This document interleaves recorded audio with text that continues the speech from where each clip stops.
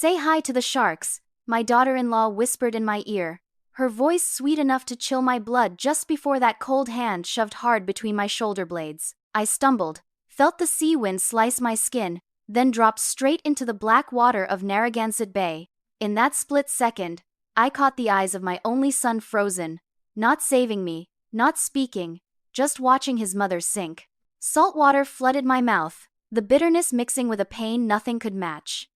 So the recovery cruise was only the opening act of betrayal. In that knife-cold water, I swore that if I lived, I'd teach them what real fear feels like. If you're still listening, tell me where you're watching from. Every comment you leave is another mark in this journey. And if this story has touched you, don't forget to hit like so it can reach even further. That morning, the Rhode Island sun was as gentle as ever, light glittering across Narragansett Bay. I, Eleanor Thorne, 65, had just finished 6 weeks of recovery after a hip replacement. When my son called, I took it as a good sign. "Mom, we want to take you out on the yacht today. Celebrate your recovery. Just the three of us. Like old times." Marcus's voice sounded warm. It had been a long time since he called me without a financial or work reason. I said yes right away, partly because I missed him, partly because I craved feeling needed. Early that morning, I picked my favorite navy dress, the color my husband Arthur used to say made my eyes brighter. I spritzed a little light perfume and tied on the silk scarf he left me. In the mirror, I saw an older woman, but still steady, still believing. I thought maybe 2 years after Arthur passed, Marcus had changed. Maybe my son truly wanted to reconnect. I was that naive. When I reached the Newport Marina, I saw the Odyssey sleek, white-hulled, my mother's name carved on the side. I'd never given permission for that. I stepped aboard, frowning, but forced a smile when Marcus opened his arms. "Mom, you look beautiful today. You've got to relax." His hug was cold, missing the weight of real affection. Victoria, his wife, stood behind him. Dark red lipstick, a smile sharp as a blade. "You look wonderful. I'll make you a mimosa, something special for today." I thanked her, though my heart dipped a little. The yacht pulled away, the engine hummed. The water shimmered silver. I leaned back into the leather seat, sea breeze lifting my mostly gray hair. Everything was calm, too calm. Marcus chatted, pitching a plan to simplify everything, stressing I should worry less about assets and hand management to the younger generation. Victoria nodded, poured more champagne, and murmured, "You don't need the hassle of paperwork and accounts. Let us take care of everything." I kept my voice even. "I'm still clear enough to sign my own checks, Victoria." She smiled, eyes like needles. "Of course, Mom. It's just sometimes people don't realize they're starting to forget the little things." A chill ran my spine. I noticed her phone on the table camera pointed at me. She pretended to take selfies, but the angle clearly captured me raising a glass. Smiling, not looking steady. I set my glass down, my voice dropping. "Marcus, I want to go back. I'm tired." My son glanced at his wife, then said flatly, "No, Mom. You need to hear us out." I looked straight at him. "You're scaring me. We just want to be sure everything's in order. You know how messy legal stuff gets if anything happens." Victoria slid in, sweet and scripted. "Do you remember what the doctor said about post-surgery? About short-term memory being affected?" I narrowed my eyes. "What are you implying?" "Nothing at all, Mom." She smiled. "Just that when the time comes, it's better if someone can sign for you." My hand trembled, but anger surged. I suddenly saw it. Since Arthur died, they'd been building a wall around me. My old attorney stopped taking calls. Accounts under review. Bank calls rerouted through Marcus. I searched my son's eyes for a trace of the boy I'd held and rocked to sleep. Nothing. Only cold calculation. "I want to go ashore now." Marcus's voice dropped, cold as the water around us. "You're not going anywhere." Victoria came close, and in that exact moment, she whispered the line that shoved me to the edge of life and death. "Say hi to the sharks." The shove wasn't hard, but it was enough to throw me off balance. A heartbeat later, I dropped off the deck. Water exploded around me, salt burning my mouth like needles. In that split moment, I saw them on the deck. Marcus faking panic. Victoria clutching her chest, putting on shock. Then they turned away. I kicked, but the dress and shoes dragged me down. My head spun, hips screaming, but survival took over. I'd swam every morning with Arthur for 20 years. He used to say, "The ocean doesn't kill you, Eleanor. Fear does." I held my breath, kicked hard, and aimed for a distant light, some small fishing boat. Every yard burned. It felt like someone was squeezing my lungs, but I didn't stop. I saw Marcus's eyes. I felt no love, only relief. I thought of Arthur. He always said I was stronger than I believed. He was right. I broke the surface, coughing, and shouted hoarsely, "Help! Somebody!" A flashlight swept my way. A rough male voice barked, "Holy hell! Someone in the water! Hold that line! Pull her up!" I grabbed the rope. Sun-browned arms hauled me onto a rough wooden deck. I collapsed, shaking so hard my bones rattled. Salt, motor oil, and gasoline smoke smells of survival. The man threw a blanket around me. "Ma'am, what happened? Where'd you fall from?" I opened my mouth, breath ragged, voice shaking. Don't call the Coast Guard. Let them think I'm dead." My rescuer, held my gaze. More than surprised. Something like compassion there. "My name's Jed," he said quietly. "People usually say that when they're running from the devil." I nodded. Not the devil. My own blood. Right then, I knew Eleanor Thorne died on that yacht. The woman pulled from the bay was someone else. Someone who would live to take justice back inch by inch. Curled in a soaked blanket on Jed's wooden deck, I shut my eyes, tried to steady my breathing. The wind burned my face, but old images flickered small details I'd brushed off now snapping into place like a completed puzzle of betrayal. It began months earlier, right after I left the hospital. I remember that first morning back in my Newport condo, sunlight in the windows, gulls crying, and Marcus standing in my living room with a thick stack of papers. His voice was light as air. "Mom, I've talked to your financial advisor. He'll help reorganize your portfolio. You don't need to worry." I smiled with relief. After Arthur passed, I struggled with the mountain of paperwork and investments from his tech company. It seemed my son was stepping up, but within weeks, things slipped. My financial advisor, Philip Hale, who used to call weekly, went silent, emails unanswered. When I phoned, his assistant said, "He's no longer handling your account. All updates will go through Marcus Thorne." I was stunned. Why would my account go through my son when I hadn't signed any power of attorney? I called my longtime accountant of nearly 20 years. He apologized for being booked, rescheduled, then canceled.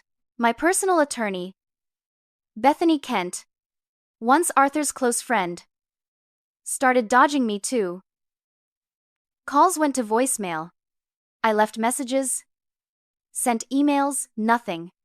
People around me vanished in sync, leaving me standing alone in a web of lies I didn't yet see.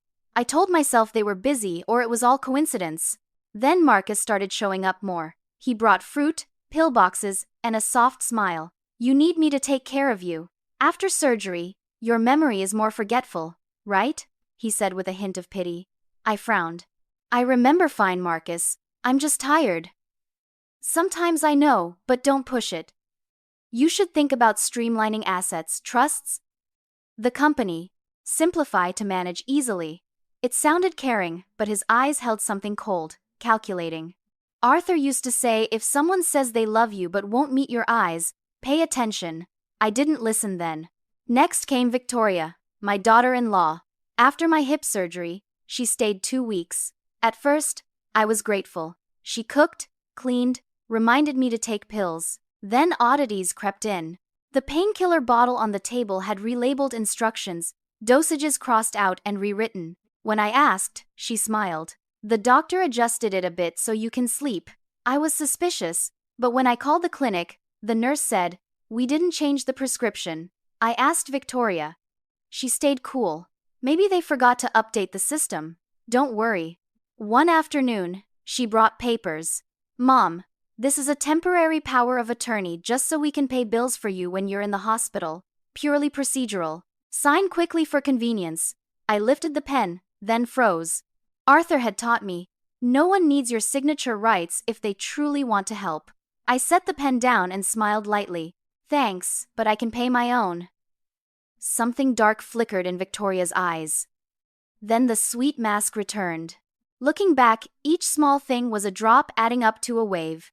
I tried to believe they cared, but deep down, something was twisted. I felt watched, staged. Then came the fateful yacht trip. On deck, between waves and champagne, the last pieces clicked. Victoria kept her phone angled at me. She smiled, adjusted the lens of family video for the memory. I saw the light reflected in the camera, enough to know it was recording. I made polite comments about money, about how if Arthur were alive, he'd want Marcus to be more stable. Marcus nodded, mouth smiling, eyes cold. I see now they wanted footage of me rambling about money while tipsy. Proof I was no longer sound. As the yacht moved farther out, Newport shrank to a thin line, the water flat as glass. Fear crept in. I said, "We're too far. Let's turn back." Marcus said nothing, just raised his glass and stared at the sea. Victoria adjusted her phone. The silence was suspicious. "Marcus, I want to go back." "No. Mom.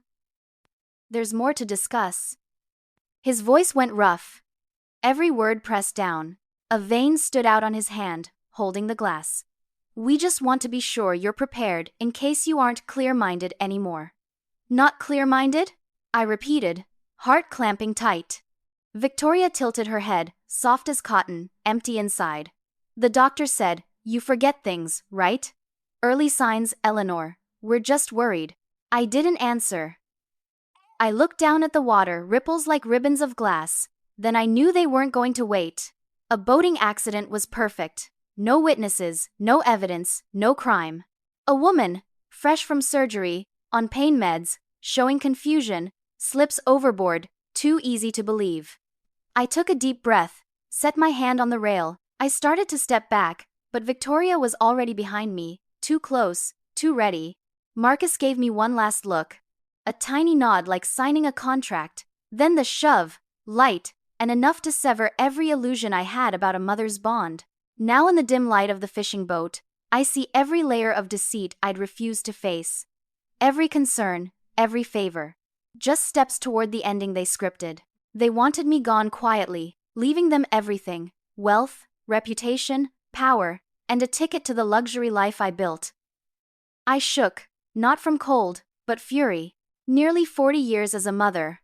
I thought my love was big enough, that my child would never harm me. Now I know greed can swallow anything, even blood. On deck, Jed handed me a hot cup of tea. "You've been through hell, haven't you?" I met his eyes, voice low. "They tried to kill me for money, but I'm still alive, and that is their problem." Offshore, waves kept their steady beat. I looked toward the pitch-black horizon, where the lit yacht drifted toward shore, toward my own home. I knew when it docked, Marcus and Victoria would start the new life they thought erased me. But they didn't know that tonight I started over too, with one purpose: to make them pay for calling it an accident. I still remember my hand slipping from the brine. Then someone gripping tight and hauling me out of the cold churn. Wind slapped my face as a hoarse voice barked, "Careful, Chloe. Hold that line tight." My body felt like stone, my breath in pieces, vision blurred by salt. Pulled onto the deck, I collapsed, shaking like a drawn wire. A thick blanket smelling of salt and diesel wrapped my shoulders. And that voice came again. Warm, dry, commanding. "Ma'am, don't sleep. Look at me. Can you hear me?"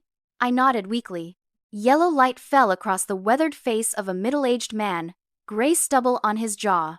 Beside him, a teen girl, 16, maybe 17, poured warm water into a plastic cup, hands trembling as she offered it. "Drink, ma'am. It's cold out here." Her voice was gentle, a little shaky, but sincere. I sipped. The heat touched my lips, slid down my throat. Life returning inch by inch. "Thank you," I rasped. I fell off a yacht. The man frowned. "What yacht runs this late at night, Anyone else with you? Did you slip? I looked up at him. Stranger's eyes. I somehow trusted in that light. Not slip, I said softly. Pushed. He froze. The girl Chloe went wide-eyed. He kept a hand on the wheel, silent a few beats, then asked slowly, "Do you want me to call the Coast Guard? They'll get you to a hospital. Handle the rest." I shook my head fast, voice urgent. "No, please don't. Let them think I'm dead." He swung around, assessing. Not skeptical, just understanding. "You sure? Out here. Not calling it in." "I'm sure." I gripped his hand, fingers like ice. "If you call, they'll know. And then they'll try again. Please believe me." He looked at my trembling hand, clutching his, then nodded. "Name's Jed. I've been on the water my whole life, seen a lot, but never anyone like you. All right, I won't call, but I'm taking you ashore to warm up. You won't last long in this cold." The wooden boat turned west, gliding through a thick black night.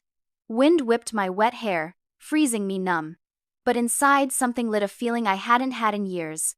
The will to live. Chloe, small, curly-haired, bright dark eyes, sat across from me, watching.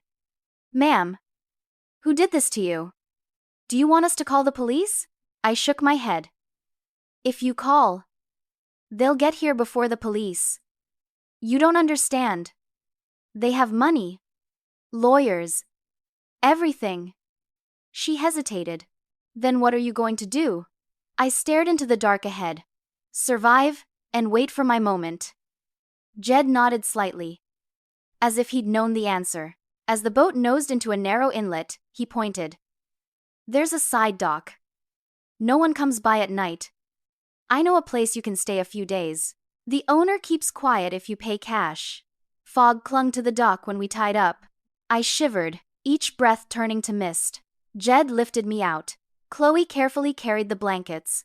Under dim streetlights stood a small 2-story wooden house with a sign, "The Lighthouse Rest Bed and Breakfast." The air smelled like old pastry and ginger.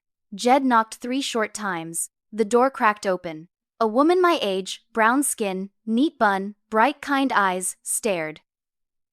"Jed, who are you bringing here at this hour?"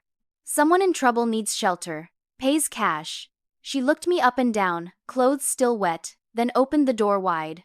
"Come in. We don't ask about the past." Warmth from a wood stove rolled over me. I almost cried. The owner, Priya Sharma, pointed up the wooden stairs. "Bathrooms upstairs. Hot water. I'll bring towels and dry clothes." I thanked her, voice thick. When the hot water hit my skin, I closed my eyes and let it rinse away salt and the dried blood at my neck. In the steam, I saw Marcus and Victoria's faces smiling over their glasses as I fell into darkness. I turned the tap harder, water roaring, as if it could scrub the image away, but the hurt stayed. Wrapped in a robe, I came back down. Priya set a hot ginger tea by the window. "Drink, you'll warm up." I cupped it, heat moving through my fingers. "Thank you, you're very kind." She smiled. "Just doing what's right," Jed said. "You need quiet for a few days." I nodded. "Only a few. I won't cause trouble." "There's no trouble here. Only people trying to start over."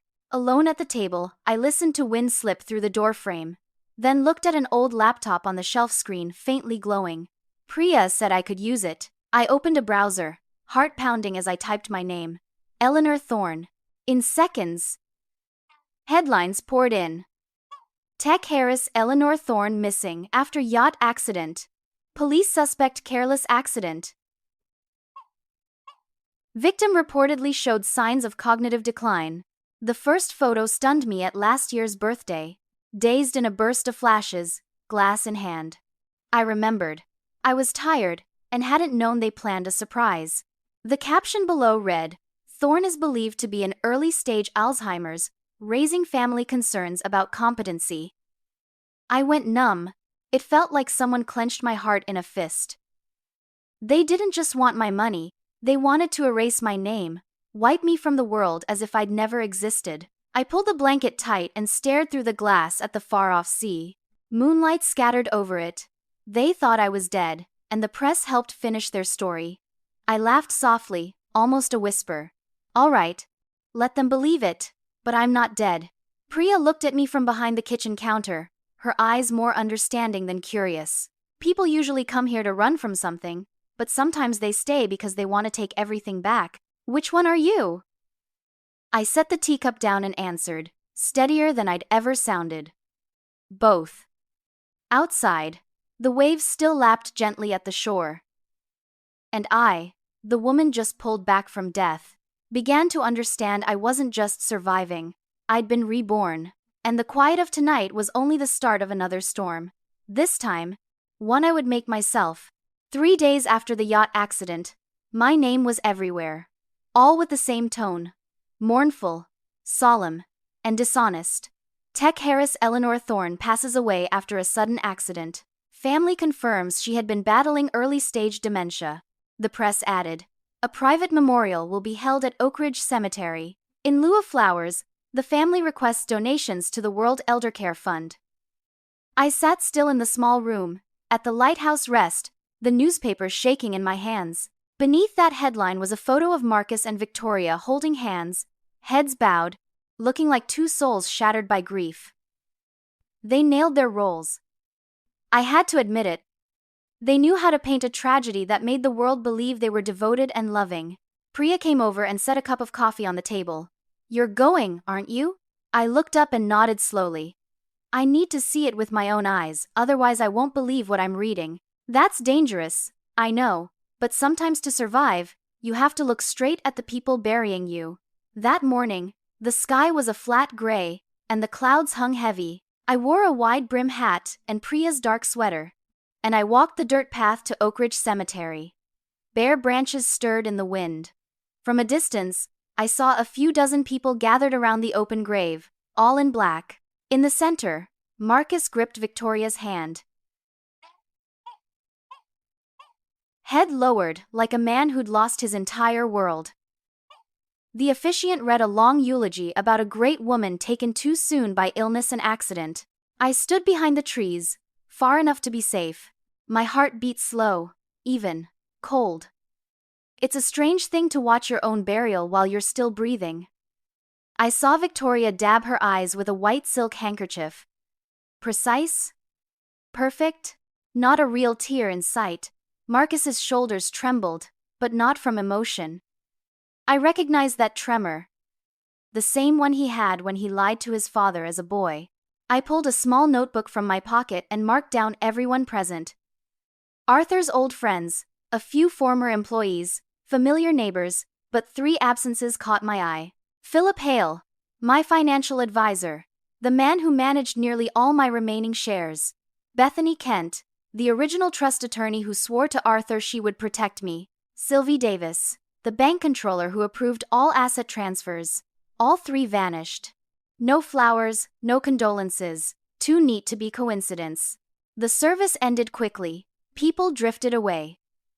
Marcus set a bouquet of white flowers on the grave, then turned to hug Victoria. I saw her hand smooth his back, and a thin, sharp smile flickered when no one was looking. I understood then.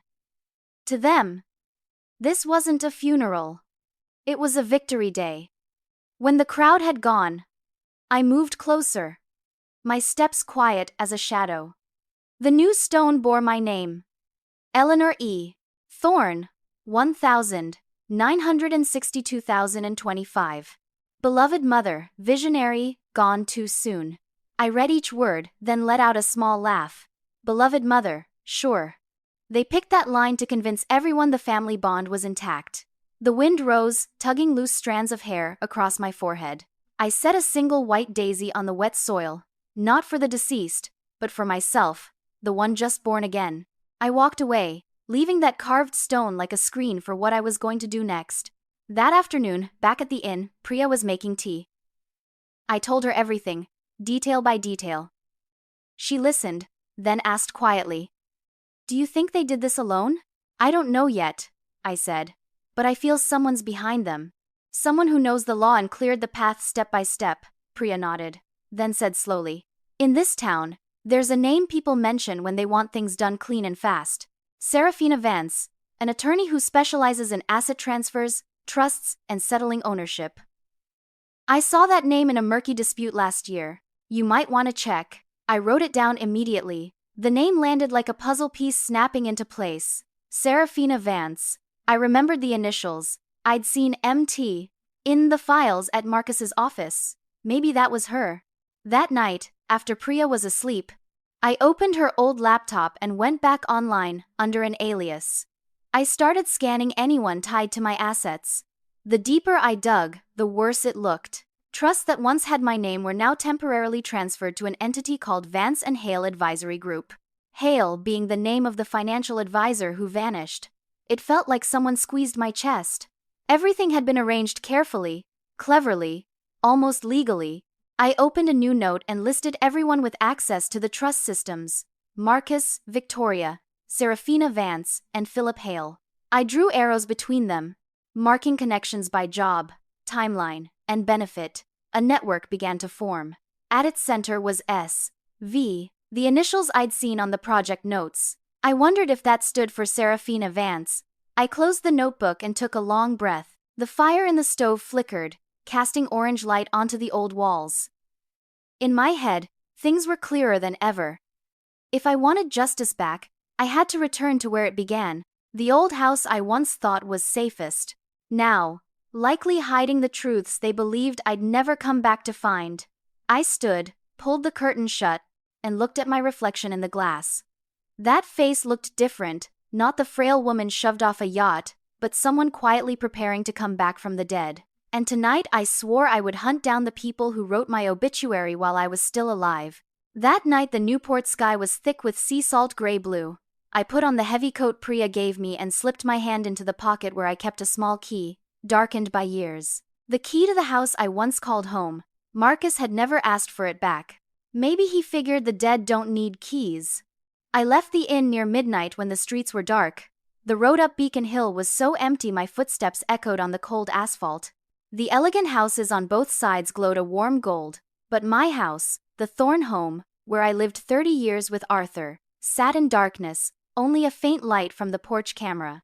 I knew its blind spot. I was the one who installed the system to protect the family. The back door was the same. I bent, slid in the key.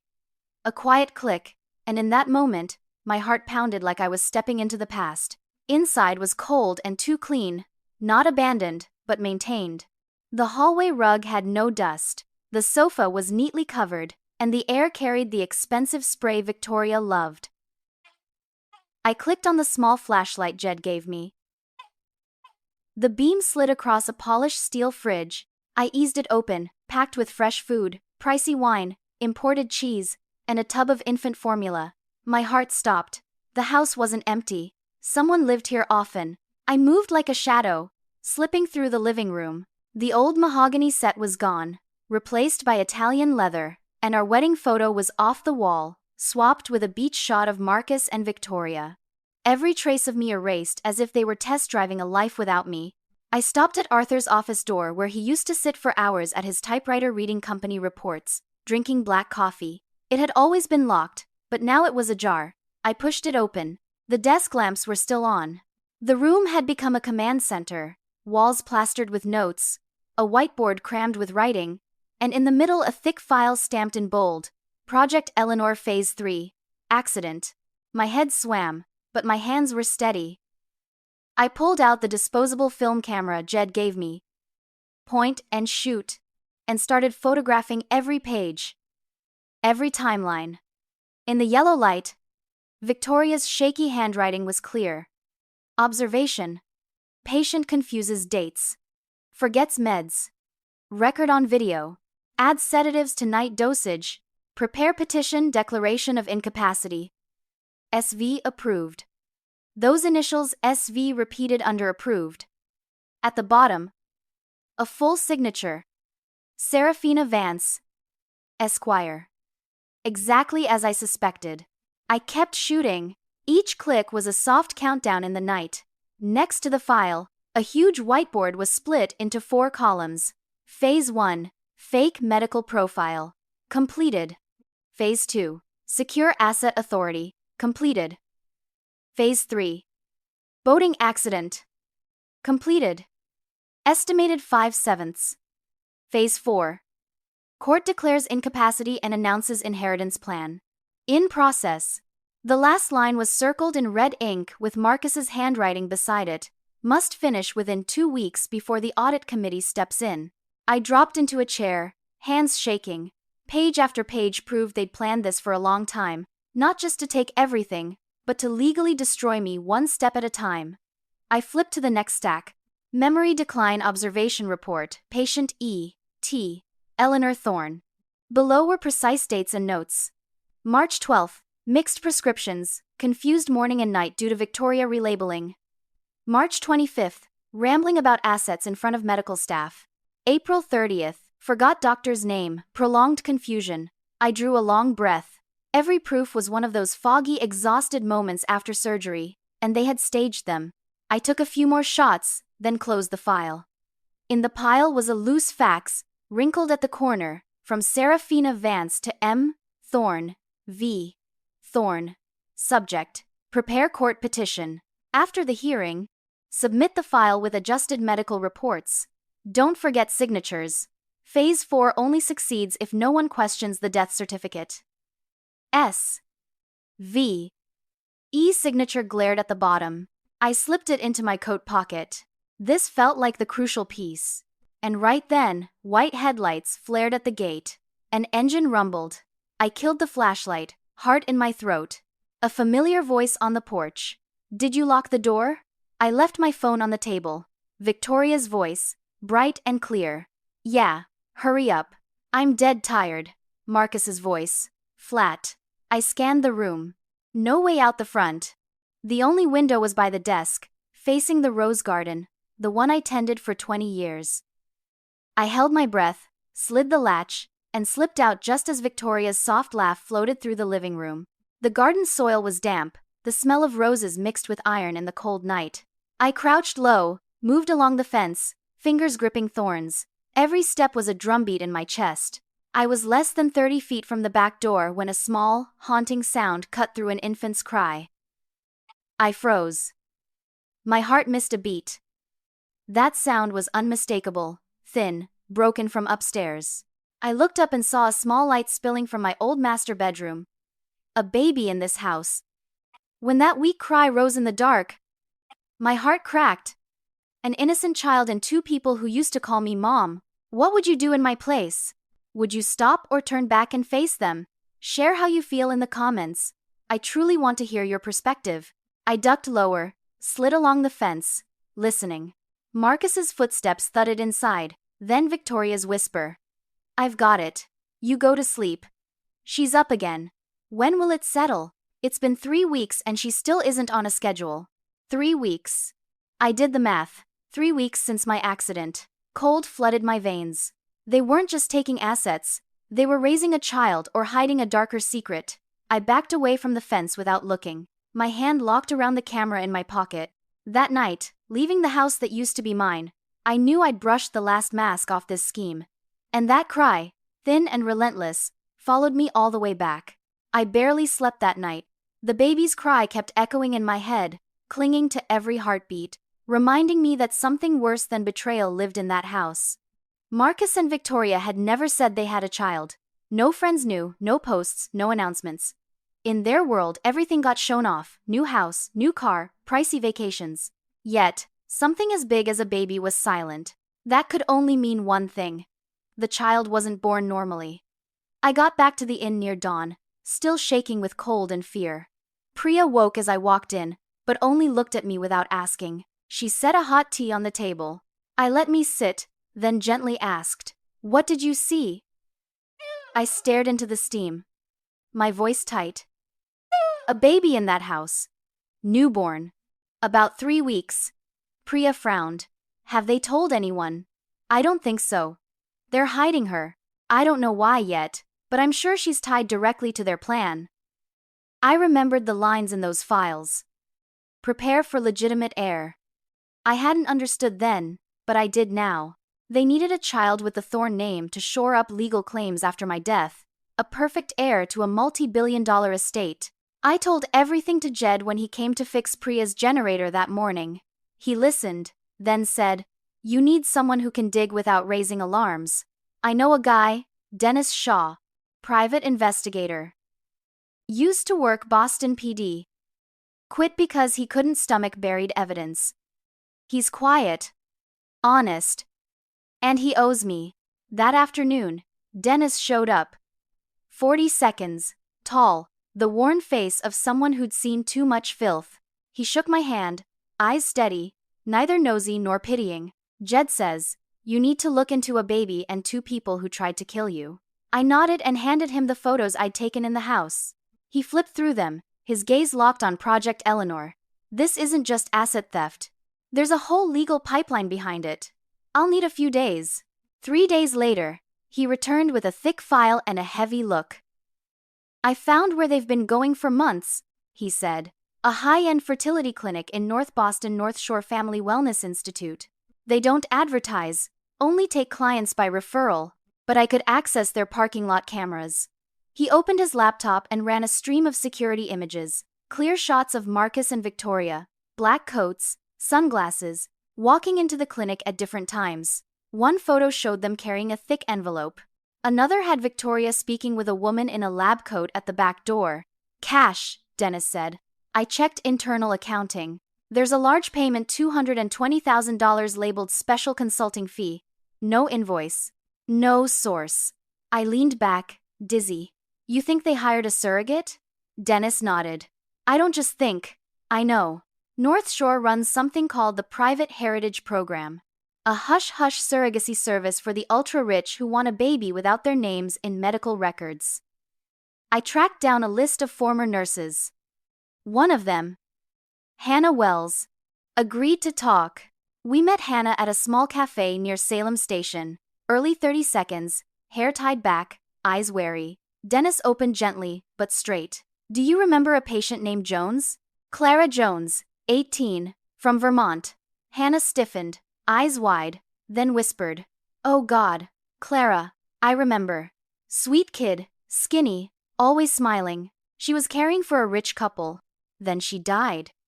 My hand clamped the table edge. How did she die? Hannah swallowed. The file says obstetric complications, but her pregnancy was perfectly normal. Blood pressure, heart, labs, all stable. That night, the on-call doctor said he'd give a routine injection to support labor. Minutes later, Clara seized and flatlined. No one explained, and the couple disappeared the next morning.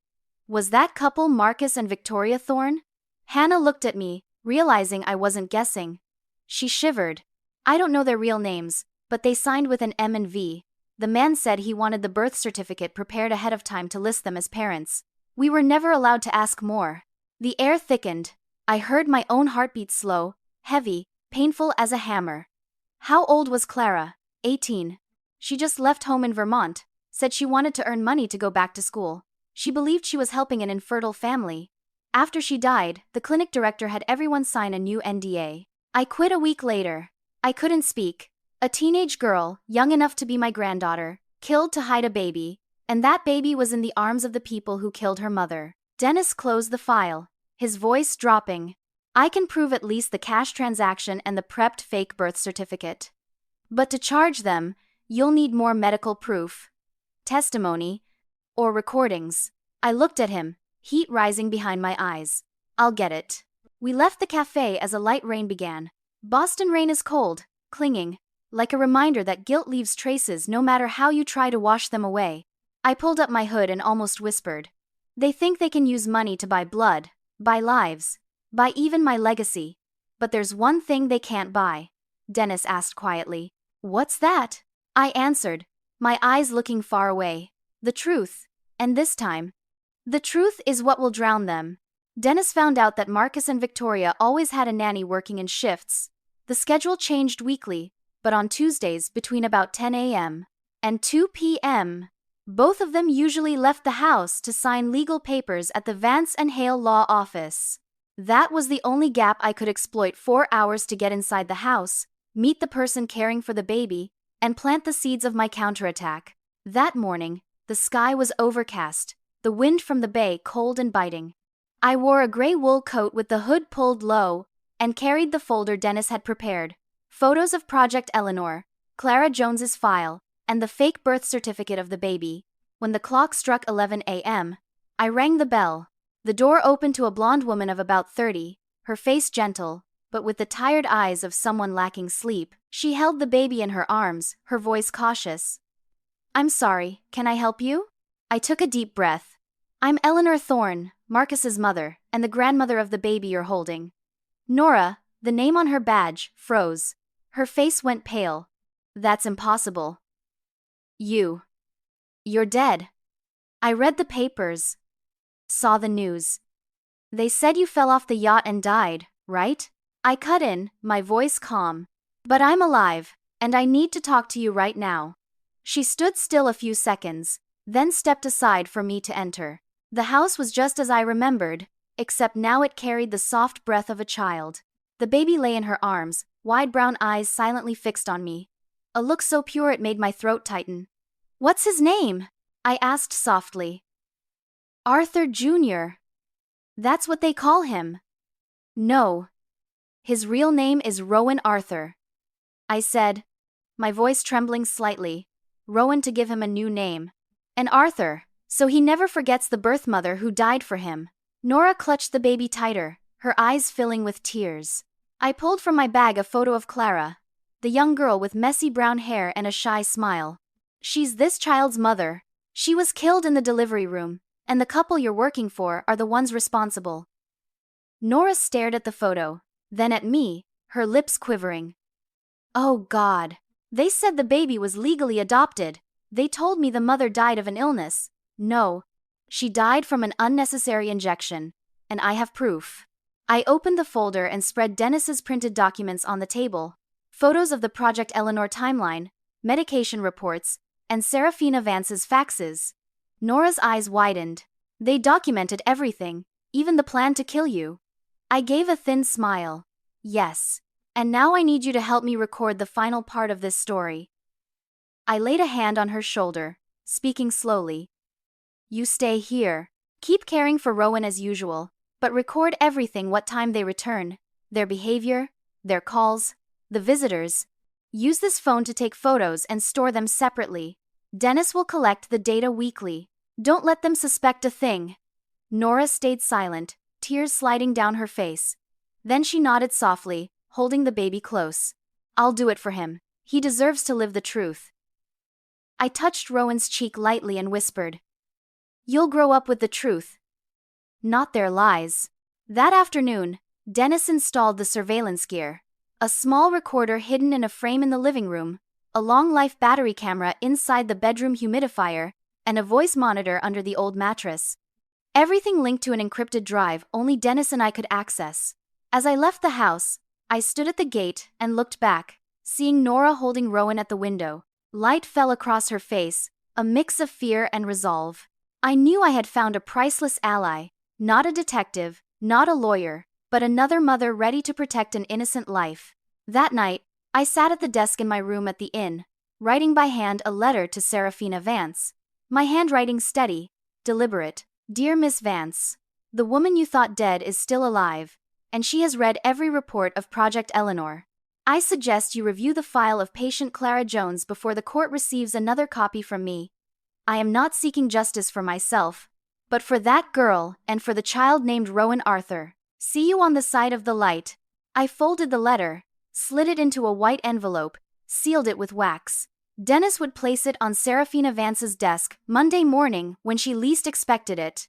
Inside me, a quiet fire flared, not the fear of a betrayed mother, but the will of a survivor ready to reclaim everything, including justice for the voices that could no longer speak. The next morning, the bay wind carried damp and cold through Priya's bay windows. I sat in the corner of my room, listening to the waves beating against the rocks, my heart strangely calm. Today was the day of the inheritance procedure, the day Marcus, Victoria, and Serafina Vance would finalize my death on paper, and also the day they'd realize the dead woman could smile. The letter I wrote last night had been delivered by Dennis on time. I pictured Serafina opening the envelope in her sleek glass office while presenting documents. The words I wrote by hand would surely freeze their blood. "The rumors of my death have been exaggerated. Send regards to Rowan Arthur. Mother."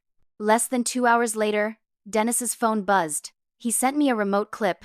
The three of them bursting out of Vance and Hale like the building was on fire. Serafina nearly slipped on the steps. Victoria's sunglasses couldn't hide her pale face. Marcus yanked his wife's arm, muttering something, but I saw only one thing in his eyes: panic.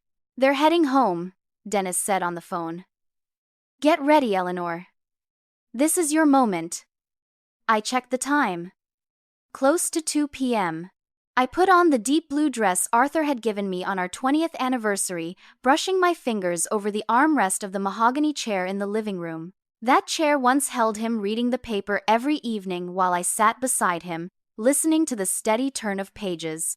Now it was the waiting seat of a ghost, me. Dennis had set up the cameras the night before. 3 hidden in the ceiling lights, 2 recorders in the flower vase and behind the bronze statue. Every word I spoke would be captured cleanly enough for court. I also had a small device clipped under my collar, ready for anything. Before they arrived, I told Nora to take Rowan down to the old wine cellar, where a small escape hatch led to the alley.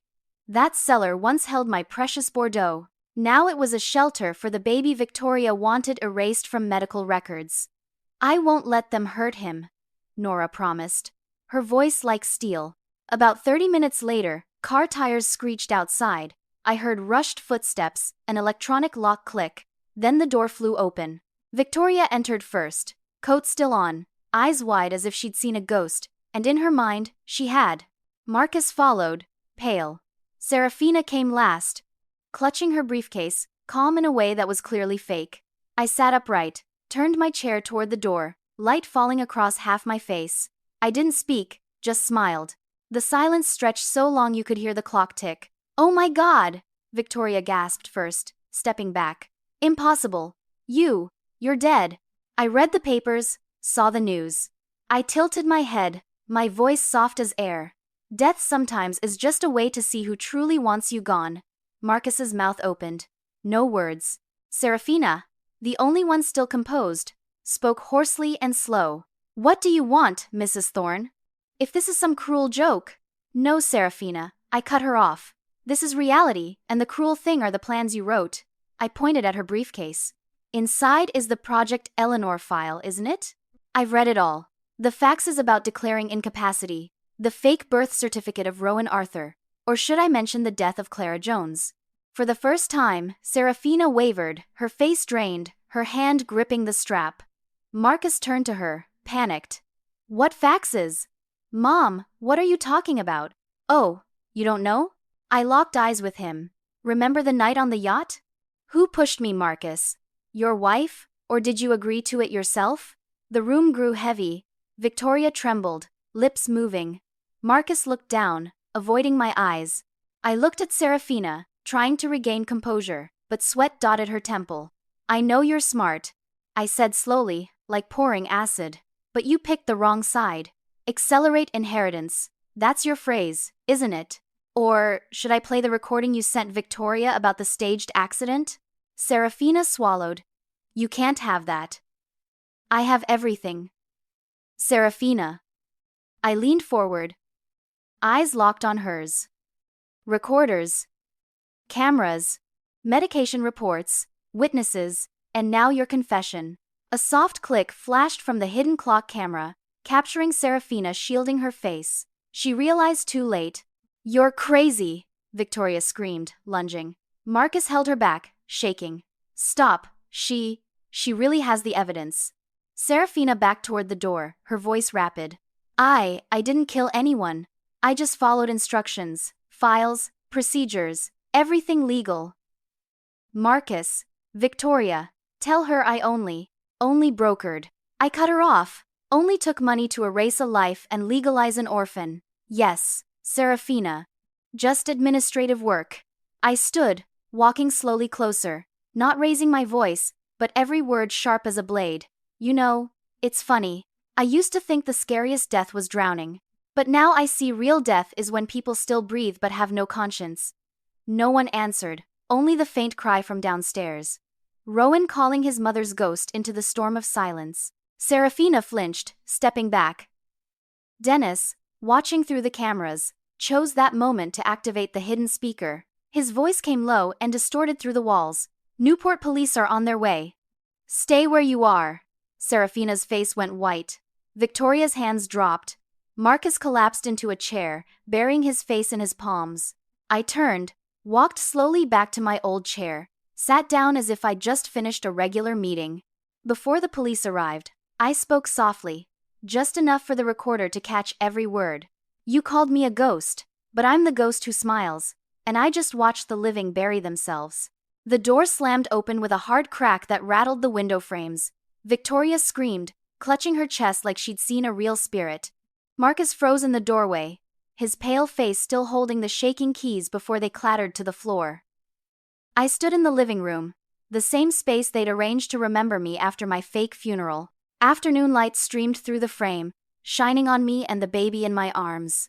Rowan Arthur stirred, his tiny face flushed in the light, wide eyes open. His faint cry mixed with Victoria's ragged breathing.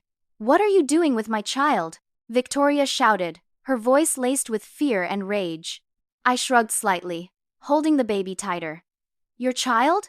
No, this is Rowan Arthur Thorne, the child of Clara Jones, and one 8-year-old girl who cared for you and died after a routine injection at North Shore Family Wellness Institute."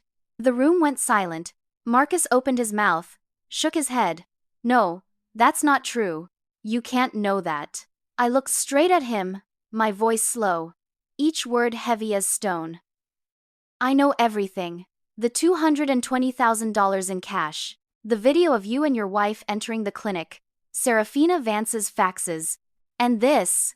I opened my bag, pulled out the thick file, spread it across the wooden table. Photos, receipts, screenshots. And on top the Project Eleanor Phase 3 accident page.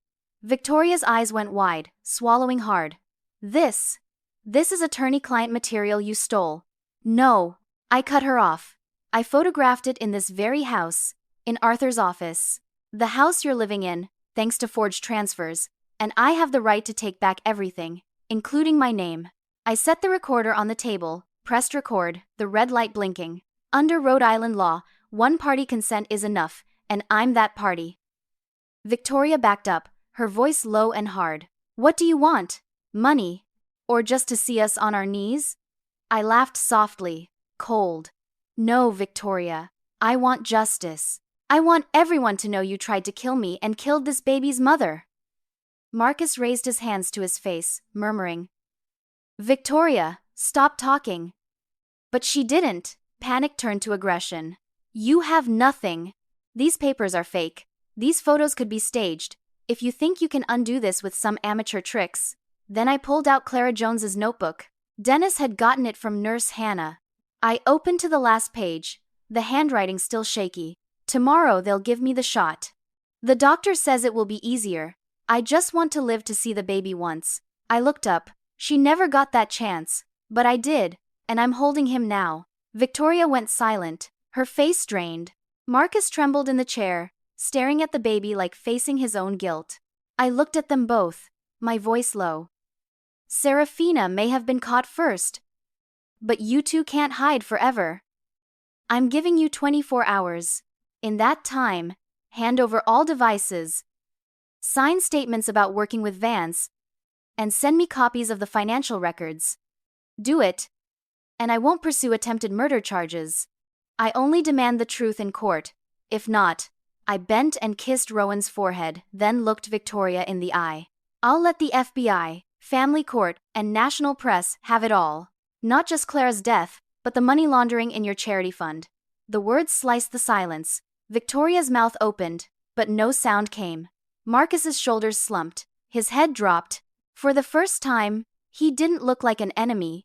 He looked like a lost boy caught in his wife's game. You wouldn't dare," Victoria said weakly, a last reflex. I raised an eyebrow. "You think so?" Then pulled out my phone and played Serafina's recorded voice. "Accelerate the inheritance process before she rewrites the will. An accident is the safest choice." Serafina's voice filled the room, cold and clear. Victoria's face shifted from pale to crimson. Marcus jumped up, yelling, "You lied to me! I thought it was just fake medical records." Victoria backed away, trembling, tears spilling. I did it for us. For the future. You don't understand. Your mother would never give you a cent. I gave you Marcus. I cut in, looking straight at my son. I gave you everything. But you let someone teach you how to trade your mother's trust for money. He dropped back into the chair. Silent, hands on his head. I closed the file and slipped it into my bag, my voice firm. 24 hours from now, if I don't get confirmation, every copy goes to the press and the federal prosecutor. Don't try anything stupid.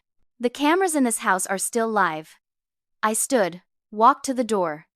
Rowan stirred. I handed him to Nora, waiting in the hall, whispering, "Keep him safe.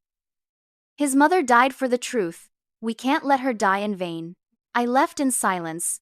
Behind me, Victoria's choked sob rose. Then a door slammed hard. I knew they wouldn't sleep tonight. As I stepped into the yard, I saw Dennis waiting by the car. His cap pulled low. He looked at me, asked, "They agree?" I shook my head. "Not yet, but they will. Someone like Victoria can't stand being cornered." Dennis lit a cigarette, white smoke curling in the sea breeze. "If they don't choose, right?" I smiled, cold. "I already guessed. And they've just called the cleaner. The real game starts now." I couldn't sleep. Since leaving that house, every cell in me was stretched, listening for any unusual sound. All my senses were on alert, as if even the wind at the window could turn dangerous. Around 4 a.m.,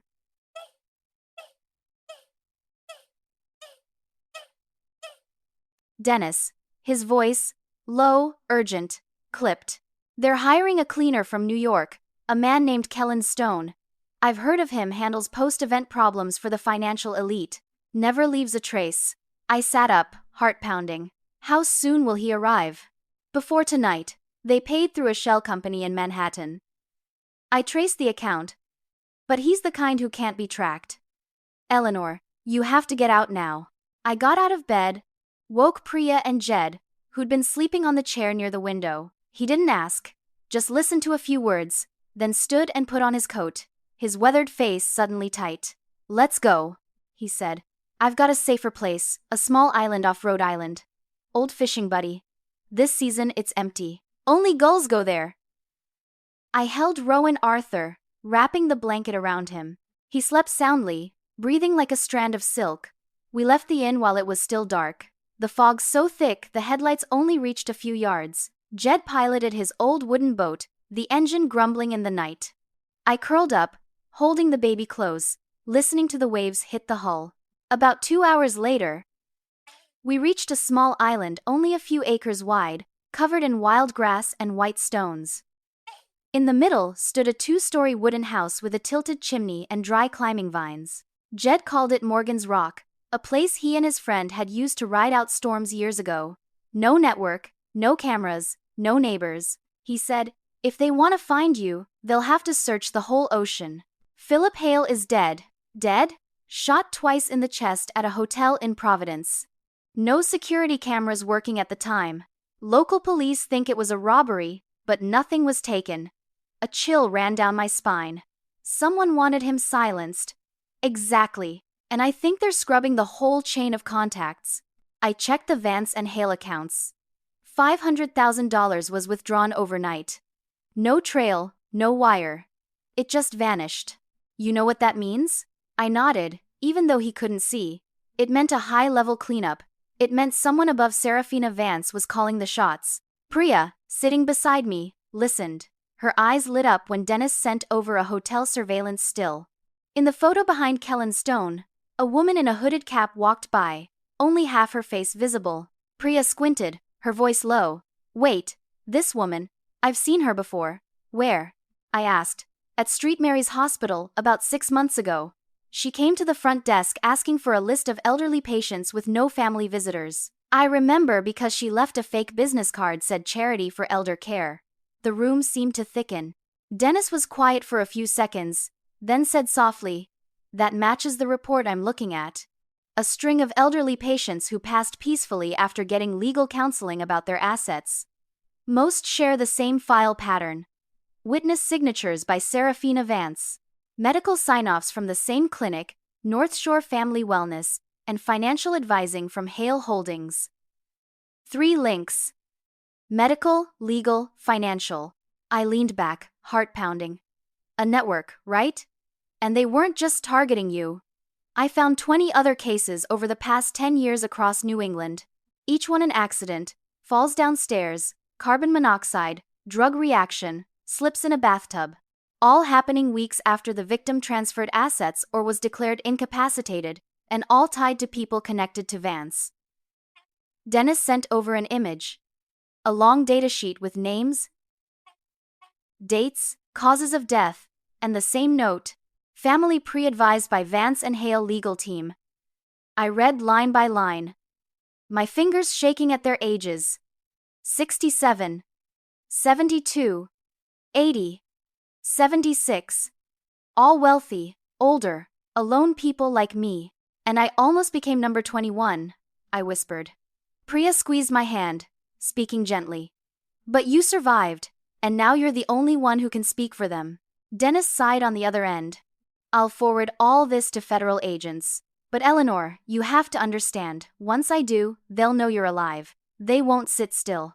These people have the money and power to erase everything. Once you step into the light, there's no going back. I looked out the window. The sea glittered, waves breathing like a sleeping beast. I wasn't scared anymore. I knew one thing clearly.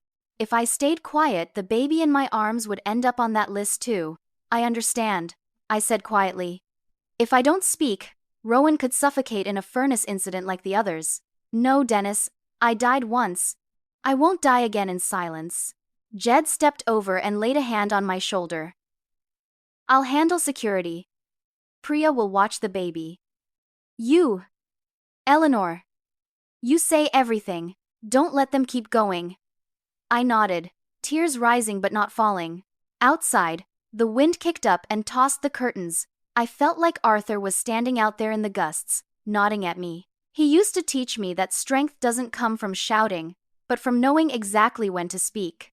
I turned to Dennis, voice firm. Get everything ready. Tonight, I'll record a video statement. Tomorrow morning, we send it to the media, attorneys, and the FBI at the same time. They might kill me, but they can't kill the truth.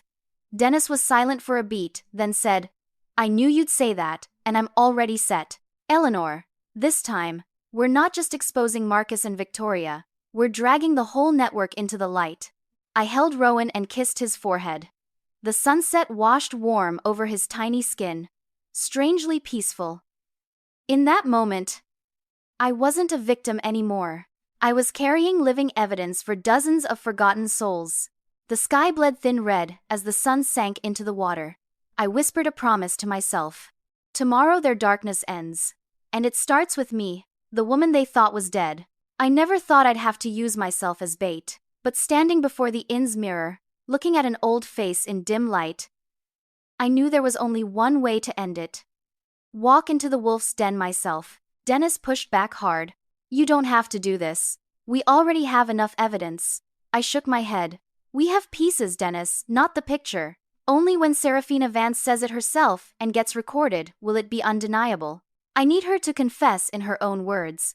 He was quiet a long moment, then nodded. Okay. But you're not going in alone. I'll have a listening team right outside, and Jed will be a block away. That afternoon, Nora sent an encrypted text. They'll be home at 7 p.m. Victoria's setting out wine. Serafina said, come settle this once and for all. I read it, my heart tightening. It was time. I put on my old navy wool coat, buttoned to the collar. No jewelry. I carried only one thing. A tiny clip-on recorder Dennis had set up. Inside the house, Nora had already planted 3 more devices. One in the fireplace mantel, one behind the landscape painting, and one under the dining table where voices carry best.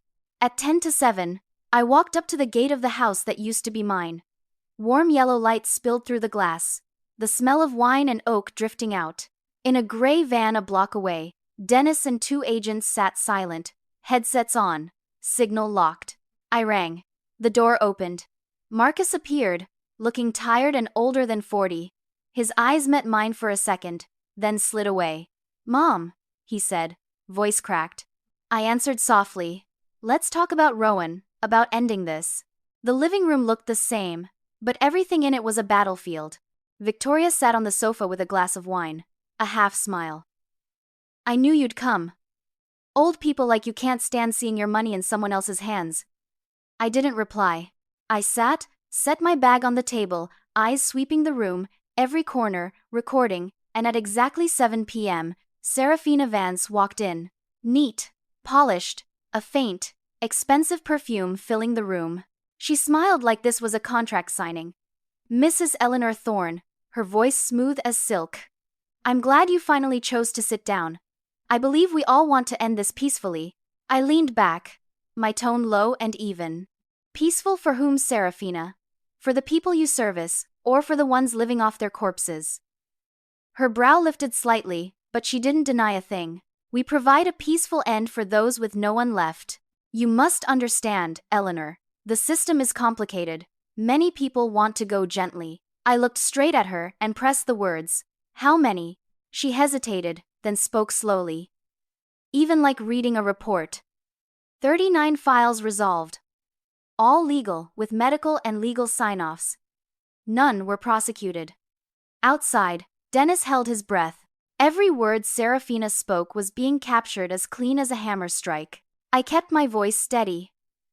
"And among those 39 was Clara Jones?" "Right." Serafina shrugged.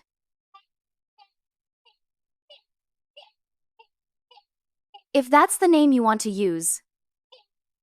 "I only know case F-237. A complicated matter. Maternal death due to complications. The child transferred to guardians under the law. All paperwork complete." I heard Victoria chuckle under her breath. "See? All legal. You've got nothing." I turned to her, my smile thin as a blade. "Right? Legal. Like paying cash to the clinic, swapping a birth certificate, and hiring someone to stage a boating accident for your mother-in-law. All nice and legal."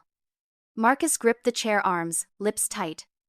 I looked straight at him, voice low but hard. "This is the family you chose, Marcus. Killing, forging documents, taking a child on someone else's blood."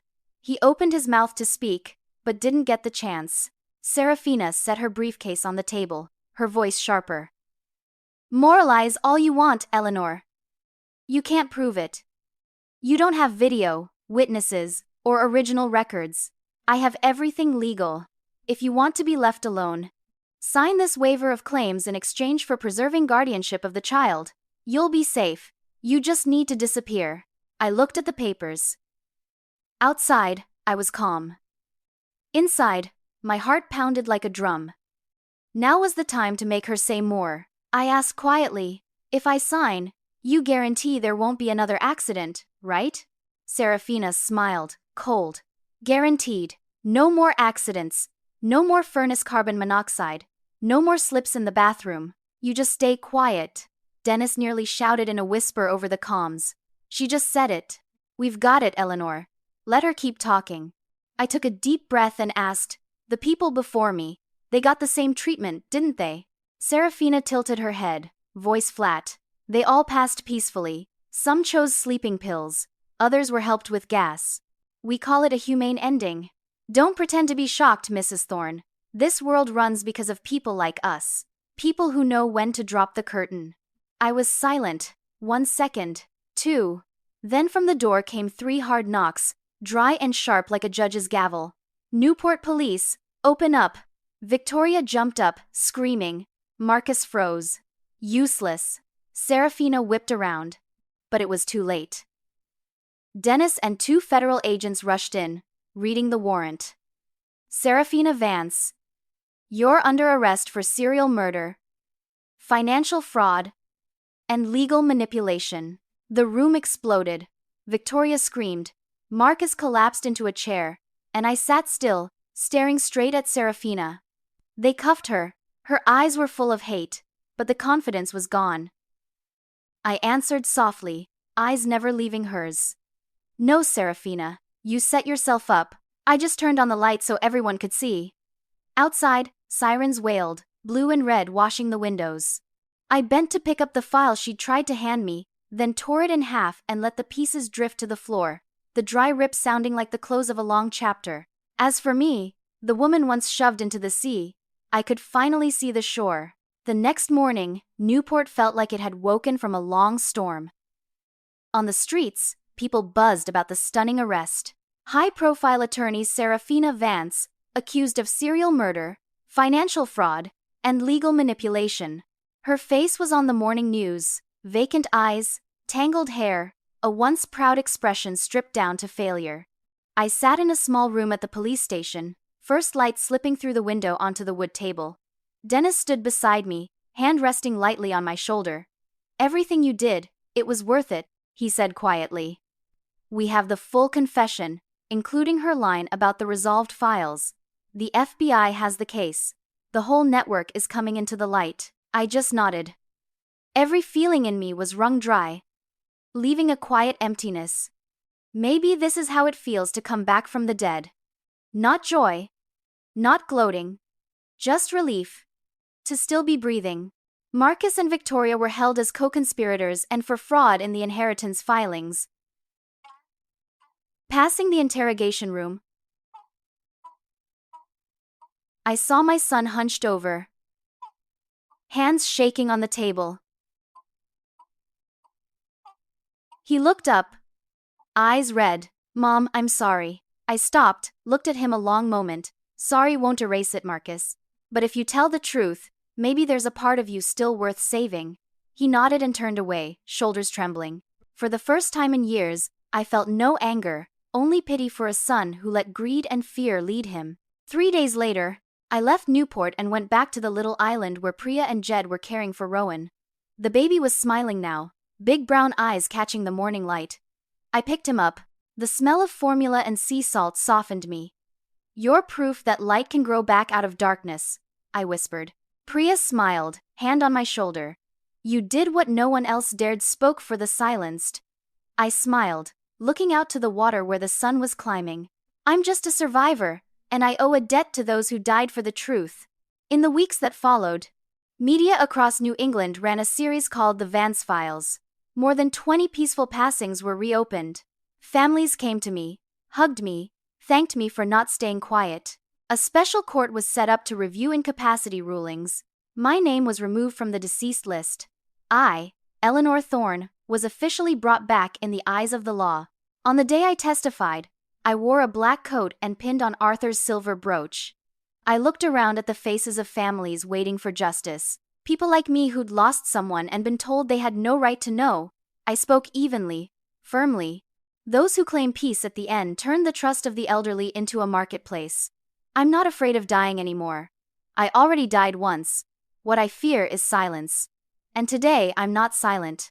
The trial ran 4 weeks. In the end, the verdicts came. Serafina Vance, life without parole. 2 doctors at North Shore, 18 years. Bethany Kent and Philip Hale, co-conspirators, 8 years each. Victoria got 12 years. Marcus received 5 years of community supervision and was permanently disinherited. Carrying Rowan out of the courthouse, a sea wind lifted his little blanket. He smiled up at me, wide-eyed, not understanding a thing. Maybe he'll grow up never needing all the details, only that there was a mother, a grandmother, and a world that paid a price so he could live. That evening on the island, I wrote the final lines in my journal. "Arthur, you once said, 'Life is a series of lessons in courage.' Now I understand courage isn't not being afraid. It's moving forward while you're still shaking.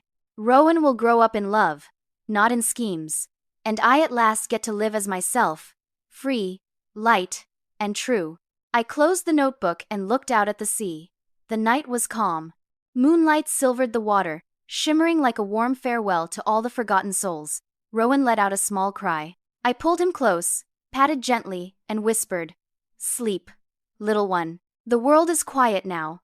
Then I turned to the small camera Dennis left, switched it on, and looked straight into the lens. I knew the video would be posted as the final chapter of the series. I spoke slowly, as if to anyone watching from a quiet living room, a hospital bed, or the loneliness of old age. If you're hearing me, remember, you're never too old to say enough. Believe in the value of your own voice. Sometimes a single honest word can topple an empire of lies. I paused, then smiled softly. I'm Eleanor Thorne. I'm still here. And you? Where are you watching from? Drop your city in the comments so I know how far this voice has reached. And if my story touched you, please like, subscribe to Minister of Revenge, or simply share it with someone who needs hope. Thank you for staying till the very end. Outside the window, dawn lit the water, wiping away the night. I lifted Rowan, smiling as he beamed in the first light. An old chapter had closed. And I, the woman once shoved to the bottom, had finally surfaced, not as a victim, but as a witness to justice reborn.